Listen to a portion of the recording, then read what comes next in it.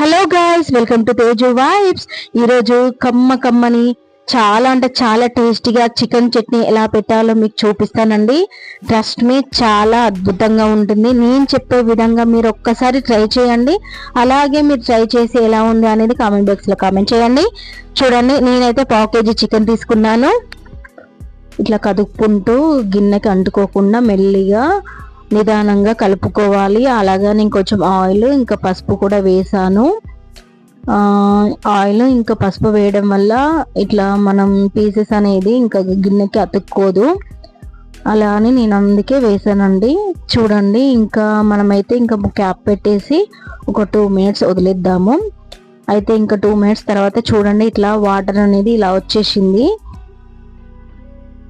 నేను చూపించే విధంగా ఇట్లా చికెన్ని ఇట్లా విడదీసుకుంటూ కలుపుకోవాలి. ఎందుకంటే ఇంకా ముద్దలాగా అయిపోయింది కదా, అందుకని. అయితే చికెన్ అయితే ఇంకా ఉడకలేదు. మరో ఒక 2-3 minutes క్యాప్ పెట్టేసి వదిలేసుకుందాం. ఇంకా మనమైతే మసాలా ప్రిపేర్ చేసుకుందాము. మసాలా కోసము ఎండుమిర్చి ఒక 10 ఎండుమిర్చి తీసుకున్నాను, జీలకర్ర తీసుకున్నాను, అలాగే మెంతులు. నేనైతే మెంతులు జీలకర్ర వేపుకొని అందులో కరివేపాకు కూడా డ్రై రోస్ట్ చేసుకొని ఇంకా మనమైతే ఇవి మిక్సీ పట్టుకుందాము. ఇవి మాత్రం మిక్సీ పట్టుకుందాము. చూడండి, ఇలా నేను చూపించే విధంగా మిక్సీ పట్టుకొని అందులో ఒక వెల్లుల్లి గడ్డ వేసుకోవాలి. నేనైతే ఒక 5-6 వెల్లుల్లిపాయలు వేసాను. ఇలా మిక్సీ పట్టుకొని ఇంకా పక్కన పెట్టుకుందాము. ఇంకా మనమైతే నెక్స్ట్ ప్రాసెస్ చూద్దాము. చూడండి, చికెన్ అయితే ఇలా ఉడికిపోయింది కదా. ఈ విధంగా ఉడికిన తర్వాత మనమైతే ఇంకా చికెన్ వేరే గిన్నెలోకి ట్రాన్స్ఫర్ చేసుకోవాలి. ఇలా నేను చూపించే విధంగా ట్రాన్స్ఫర్ చేసుకోవాలండి. ఇంకా వాటర్ అయితే మిగిలిపోతాయి కదా, ఈ వాటర్ని మనం చికెన్ సూప్ లాగా చేసుకొని కూడా తాగొచ్చు. చాలా అంటే చాలా టేస్టీగా ఉంటుంది.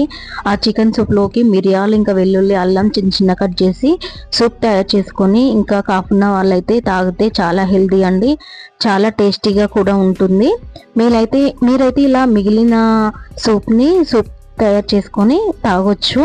అలాగే నెక్స్ట్ ఇంకో కడాయి హీట్ అయింది. కడాయి హీట్ అవ్వాలంటే మనం ఆయిల్ పోసుకోవాలి. చూడండి, నేనైతే ఇంత కప్పు వరకు ఆయిల్ తీసుకున్నాను. చికెన్ అయితే నేను పావు కేజీ తీసుకున్నాను కాబట్టి అందులోకి నేను కప్పు వరకు ఆయిల్ మాత్రమే తీసుకున్నాను. ఇంకా కడాయి పెట్టుకొని కడాయి మాత్రం హీట్ అవ్వాలి.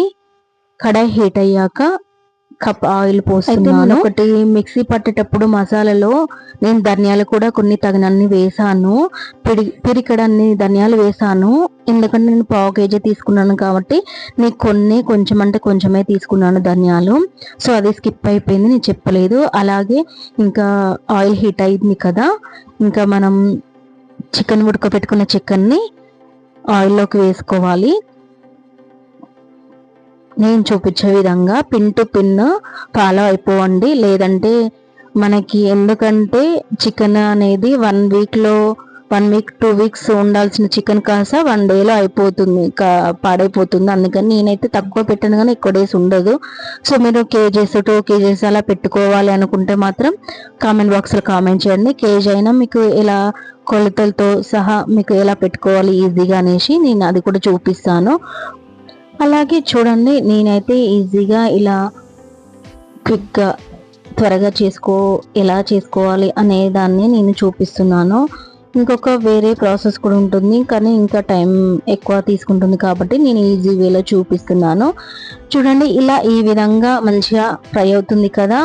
నేను చూపించే విధంగా ఇలా ఫ్రై చేసుకుంటూ ఉండాలి.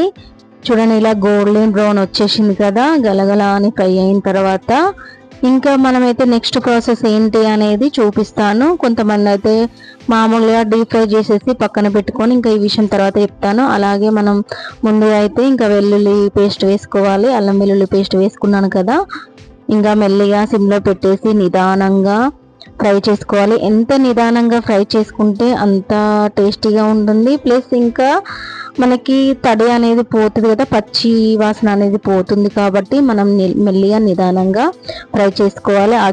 అలాగే తాగినంత సాల్ట్ కూడా వేసుకోవాలి.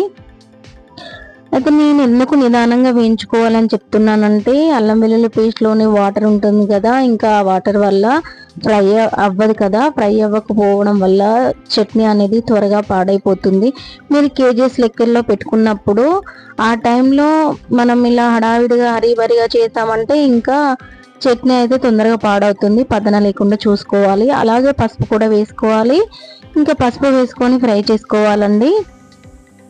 చాలా అంటే చాలా డ్రై రోస్ట్ చేసుకోవాలి. ఇలా మంచిగా ఆయిల్, నేనైతే ఆయిల్ అయితే మరీ అంత ఓవర్గా ఎక్కువ అయితే పొయ్యలేదు, నార్మల్గా అయితే తక్కువనే పోసాను ఆయిల్. మీకు ఎక్కువ కావాలనుకుంటే మీ ఇష్టం, మీరు తినే విధంగా మీరు చూసుకోండి. మాకైతే ఆయిల్ అంటే అంత ఎక్కువగా ఇష్టం ఉండదండి. అయితే ఈ విధంగా చూడండి, ఇలా ఫ్రై అవుతుంది కదా, ఇట్లా డ్రైగా ఫ్రై అయిపోయింది. ఇంకా మనమైతే నెక్స్ట్ ప్రాసెస్ చూద్దాము. దాంట్లోకి ఇంకా మనం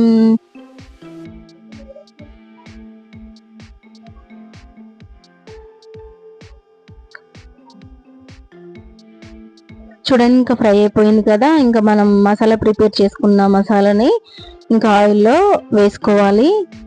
చూడండి, నేను చూపించే విధంగా వేసుకోండి. నేనైతే ఎలా చెప్తున్నానో అలానే ప్రాసెస్ అవ్వండి, లేదంటే చట్నీ అనేది పాడైపోతుంది.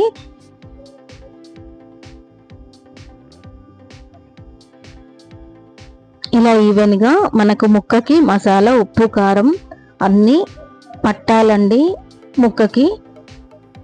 అప్పుడు ఇంకా పట్టడం వల్ల ముక్క అనేది ఇంకా టేస్టీగా ఉంటుంది. అలాగే ఇంకొకటి ఏంటి అంటే, అయితే చట్నీలు చేసిన వెంటనే తినొద్దు, ఒక 1 డే తర్వాత తినాలి. అప్పుడు కానీ టేస్ట్ చాలా అంటే చాలా బాగుంటుంది. అప్పుడు ఉప్పు, కారం, పులుపు చాలా పట్టేసి ఇంకా టేస్టీగా ఉంటుందండి.